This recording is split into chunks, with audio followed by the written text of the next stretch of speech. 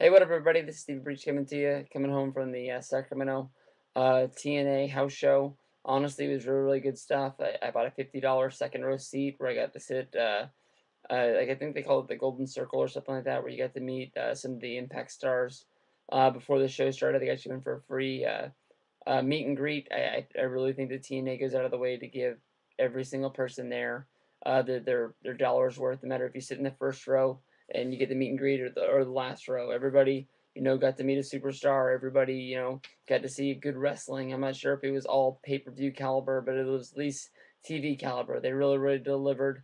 A lot of people were real down on this West Coast tour because no Kurt Angle, Jeff Jarrett was a no-show. No AJ Styles. But all in all, they brought it and they had a damn good show. And I think everybody from Sacramento is going home happy.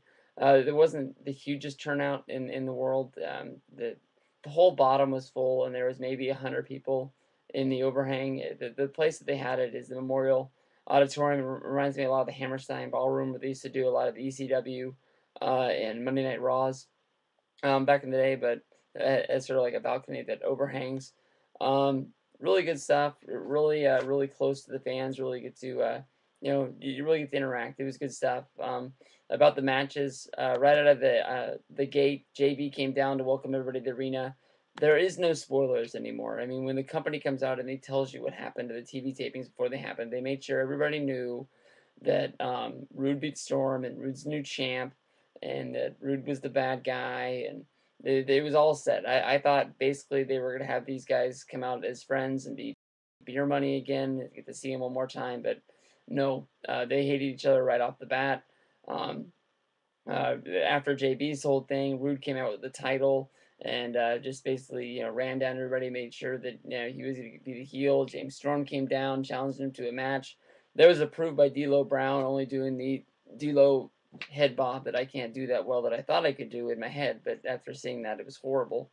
Um, After that, yeah, I went to the first match of the night. Kendrick and Kaz beat Daniels and Kid Cash. Some guy jumped in the ring after the first lockup of the night.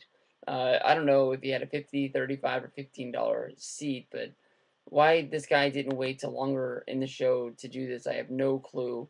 What a waste of money. Would have wasted more money, more than likely, if he went to jail for trespassing. He deserves it. It was stupid. He did it just to sort of like say, look at me and mark out. Crimson and Samoa Joe was the second match of the night. Samoa Joe was way over. Didn't like it because he was the heel. I think they have him working with Crimson, trying to work off some of that greenage on him. But pretty good match. Everybody really liked to see Joe. Joe, I think, didn't like that. About halfway through the match, he sort of stopped it, made sure he flipped off. Literally every person in the crowd gave everybody the big fu, and Crimson beat him. And that was it. Nobody really cheered for Crimson after it. Everybody really was into Joe being there. Sort of a surprise. I thought he was a big enough star that he would be one of the guys that was advertised to be there. But he wasn't. After that, JB got back in the ring and told us Sting had okayed the main event, and then we were going to get Storm versus Rude for the title in our first of our double main event. After that, we had Mickey James, who was dressed up like she was Wonder Woman, and she beat Winter. Pretty good match.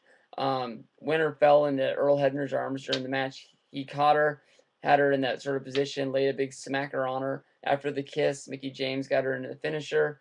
And then after that, Mickey James proceeded to make out with Earl Hebner, who took the flare bump on his face. Pretty good women's match, though. Good stuff. After that, we got Rude vs. Storm. This is a hot match. Write this down. Call me out if I don't do it. But when Robert Roode and James Storm finally main event a pay-per-view one-on-one, I will buy that pay-per-view. If for some reason that I will not be able to get that day off from work, I'm not able to get it, I will buy that DVD from TNA to make sure they get money. These guys delivered not only their promo, but their match. Their match was hot and it was good. I guarantee you that this will deliver when it's finally a main event on there. I know that the spoilers have said that AJ's going to get the number one contendership at the pay per view, but when they finally get Storm there, Storm and Rude will deliver and will be good. RVD hit the frog splash on Abyss.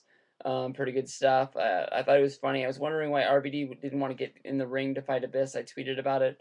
I got a tweet back from somebody who reminded me that Abyss is the guy that attacked RVD with Janice, and that was the reason why RVD had to give up the title when he was TNA champion back in the day. But all in all, RVD hit the 5-star. Really cool to see that live. And that led us to Bully Ray coming out and cutting some sort of ECW promo from back in the day. This was better than gold. It was just plain awesome. Called out everybody that was in the crowd, fat, skinny, beautiful, whatever. Went after everybody, challenged everybody to hit the ring. Reminded me a lot of ECW when there's that one show when he's yelling at somebody who's up in the balcony, and this person wants at him so bad. He jumps from the balcony, makes his way to the crowd, jumps over the barricade, gets to the ring finally when Bubba Ray, like, not in character on the mic, said it. You need to find it on YouTube, but he sort of tells the guy to go away, like, hey, it's all a work, get out of here. But he's really trying to get this guy to fight him, and the guy really does want to fight him. But Bully Ray made an open challenge. He was met by Jeff Hardy. Jeff Hardy came out. They had a pretty good match. I wouldn't say it was pay-per-view quality, but for a main event of a TNA house show, good stuff. So for $50, I got to see that good of a show. Plus, I got to meet some superstars. I got to beat Kazarian, Christopher Daniels, Brian Kendrick, Winner, Kid Cash, Abyss, Mickey James, and Earl Hebner, all for the price of admission. I never gave them an extra dollar for anything. But I think more than likely I will make a different video to show my autographs up close, like with an HD camera. But since I have time real fast, I got the Brian Kendrick to sign my encyclopedia. The encyclopedia is the main thing that I wanted to get signed. I had Earl Hebner sign right there in the encyclopedia. I had Jeff Hardy sign right there. I think most people have seen my video. I bought what was called the Jeff Hardy backstage party, something like that. Hardy party package. You buy this truck. I got the truck signed. I dropped it. The truck broke. Whatever, but the autograph really didn't even look that good on there. You probably tell better when the HD camera comes around, but it was in the dark, really, really dark backstage when you met him. But he also signed my encyclopedia, so it's not all that much of a loss. Plus, with that, you got to meet him in the ring after the show. That's me. A guy named Marcus that I met at the show, who I also sat next to at a SmackDown taping. We sat front row. That was a small world. And plus, RKO Styles from YouTube and from Twitter. Make sure you check him out. That's the picture that they gave us. They printed it out immediately after we got out of the ring. I was surprised how fast it was. But last autograph in here, I believe, is Kid Cash. Signed that sucker. Plus, I got some DVD covers signed. We got Jeremy Borash to sign my Forever Hardcore documentary. It's a great one. Make sure you pick this up. When Borash was going backstage for intermission, I sort of said, hey, Mr. Borash, do you have a second to sign this? And he walked by me, walked about 3 people up the stage, and then I think it clicked in his mind. What he saw was a product that he was all actually involved in, that he made this documentary, so he came down and signed it, and then I apologized to him because a whole bunch of other people came down to get signed. One thing that I'm looking to get signed by a lot more people, my first ROH show that I ever went to, signed by Christopher Daniels. We had sort of a magical moment when I told him I was there for that show, and it was my first. And he said, I remember that night, our eyes sort of met magically. It was pretty good. Abyss signed my Doomsday of Abyss cover. Kazarian signed my Sacrifice 2008 cover right there for you. And then also in my good old TNA program, we got Mickey James to sign it. She wouldn't sign my encyclopedia. I got to set my encyclopedia on the table and be told by the good old ECW security that they only sign TNA products. So I had to step back. I had already bought this, but it wasn't ready yet. And then where are you? I got one more in here. Stick with me. I'm in the main eventer, so I think I need to go back. Dang it. It was.